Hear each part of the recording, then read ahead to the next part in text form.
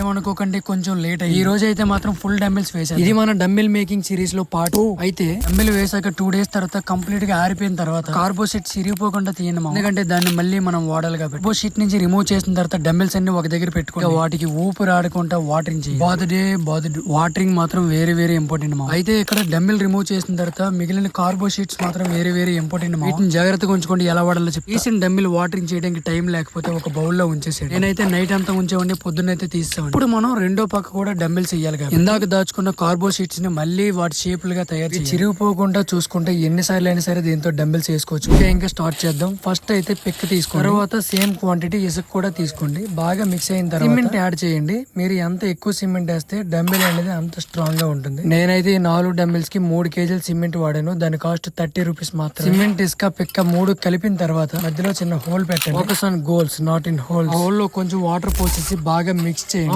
Cement లో direct గా చేయి పెట్టకండి. మీ దగ్గర ఒక పార ఉంటే పారతో మాత్రం బాగా మిక్స్ చేయండి.